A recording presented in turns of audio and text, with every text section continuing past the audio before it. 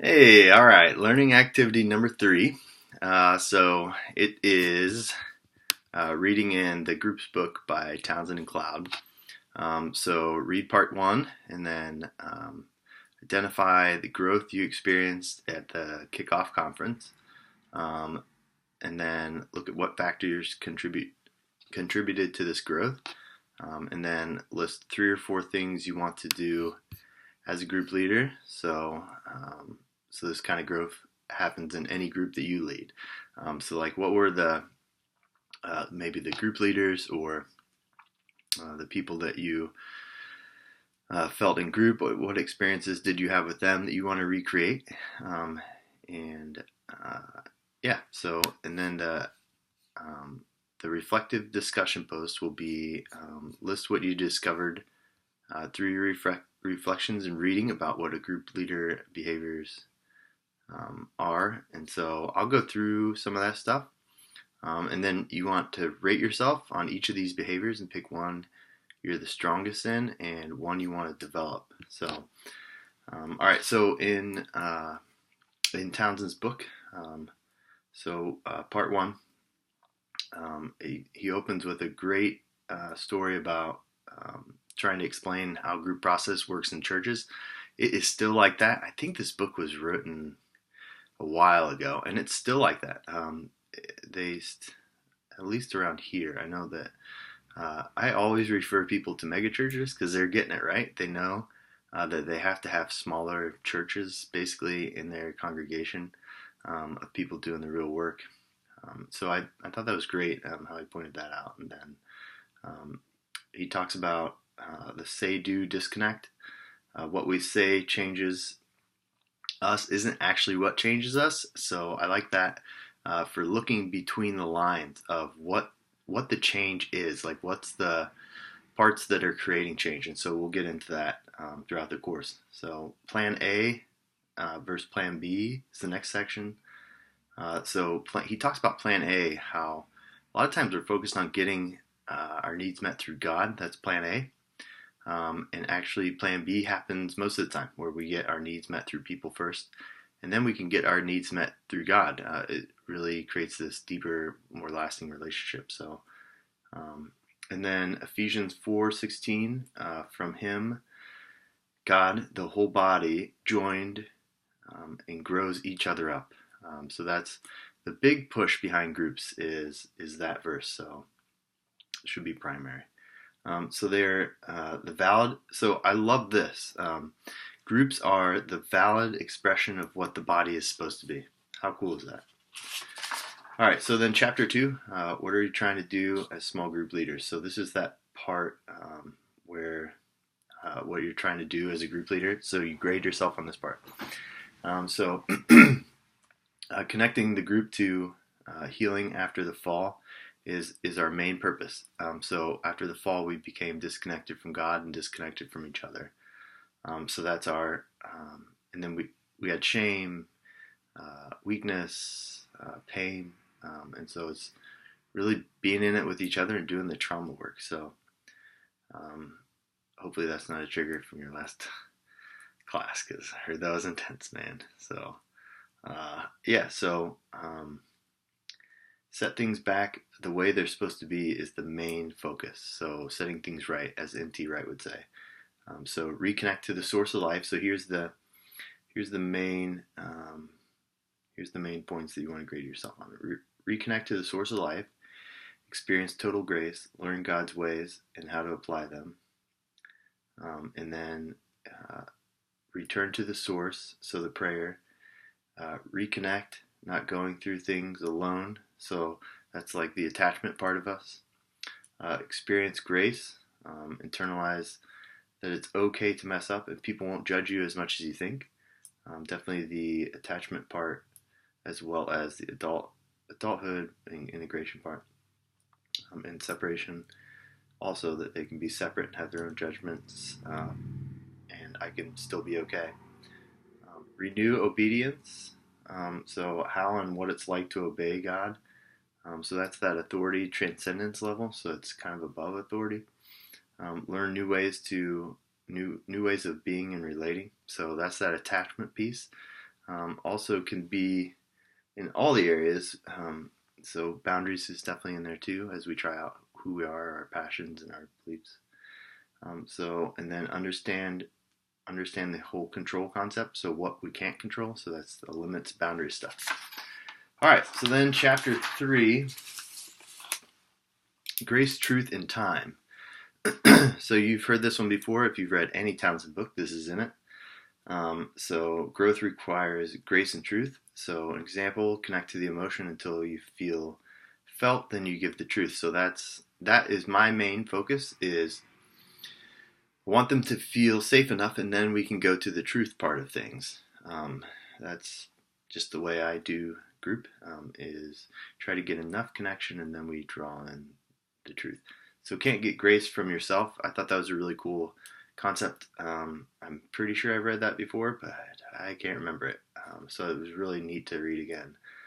So that you can only get grace from other people. You can't give it to yourself. So it's unmerited favor. And so his example is great, where he talks about going to that next level with people. So unmerited favor. We don't deserve it. So it is going to that next level and really connecting. What do you need from us? And meeting that need. And then time, you'll change who you think and who you are. That's a big one for me. I think I know everything about myself, and then I have some experience and everything's changed. So time's huge, because we're not smart enough to know where we need to go. And others are smart, but they don't know what they need a lot of times. And so sometimes it'll change. So that's why time's huge. And then the whole failure, repeat, change the way you do it, try again. It just takes so much time to get it right. I'm definitely a product of that. So benefits of group is chapter 4. So I think this is the biggest benefit of group. Is, you remember in the beginning he talks about the kind of reading between the lines piece, right? So one of my favorite authors, Nassim Taleb, writes about deadlifting. And the big thing about deadlifting, he's like all about deadlifting. He posts pictures all the time about this. The big thing about deadlifting is that it doesn't just isolate a certain muscle set to work, to develop. It works the entire body. It even goes into the fibers of the bone. So that's how I view group compared to individual. It's like a deep dive into all the nitty gritty of what really heals. So that would be my big plug for that part. And then connecting this, you belong somewhere, is huge. This is foreign to most people. So you'll find people that are already in a group. This is my favorite thing. If they're already in a church group, teach them how to go to vulnerability, how to start out their time of sharing or whatever the Bible study is, by sharing something vulnerable and setting the pace. They don't know how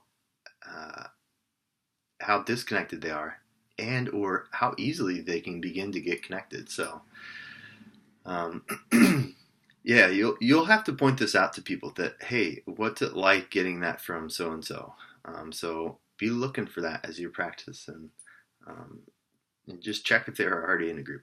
I know that sounds simple, but I didn't do it for years, so don't be like me. All right. So there's 3 connections that get created. They break that down: within group, outside of group, and then with God. So the within group is this genuine curiosity. So, see, this is the piece that I really love. Is that in group you lose self and have to be curious about others, because you're wrong so often. It's nice, and you kind of come back to that part of, I don't know everything, or because in this field that you will be pushed to know everything. Try and fight as hard as you can to break that, so that it is, I do know some things, but I operate out of just attunement and this dynamics that are in my mind, but everyone's unique. and I can't mind read. And so they got to tell me what they're experiencing. So I love group for that. It opens that up where it really rocks a lot of my assumptions. So, so then outside of group model for, it's a model for outside of group. So how to kind of take this out and do this with their Bible study or with family. I love springing the highs and lows stuff on people. I did that the other day at work, and they gave some shallow answers, so I'll be pushing that one again. So I love that because it used to be a scary thing for me to open up and talk about that. So so it grows for outside of group, and then with God is not as much keeping us from God because we have that containing group experience of I am accepted and loved instead of judged. So, and then benefits of group. So our problems seem less overwhelming, where before we're carrying them alone. And so the whole boulder and knapsack reference that they talk about in Boundaries. So a lot of this stuff is boulders. I mean, we're in 2018, man. There's more trauma today than ever before. I mean, it is a wild and crazy world. So a lot of the stuff that we're dealing with, you have to share with other people to get through it. So, and then one of the other big things is we see need and dependency as a strength. This is not something that society says is good, and so especially us who are in the helping professions and have depressive personalities, we usually take on all the responsibility, and so it's hard for us to ask for our needs to be met, but it's also hard for tons of other people. So it really rocks that, where they can ask directly, hey, I need this from you right now. I don't need this. And it will grow this part inside of other people where they'll be able to do that. And then it's an experience of all of ourselves, so things that we've never been allowed to feel.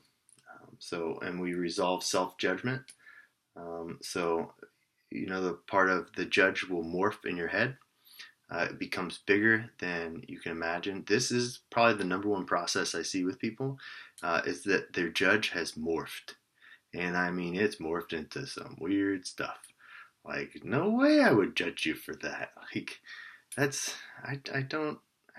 couldn't even think of judging you for that. So, just be aware of that in group too. People will shut down if that judge jumps in and tells them, don't go any further because that is really morphed. So I take that real slow with them and bring in more and more support if I know that that's kind of how their character's shaped. So, all right, so that's all for learning activity number 3. See ya.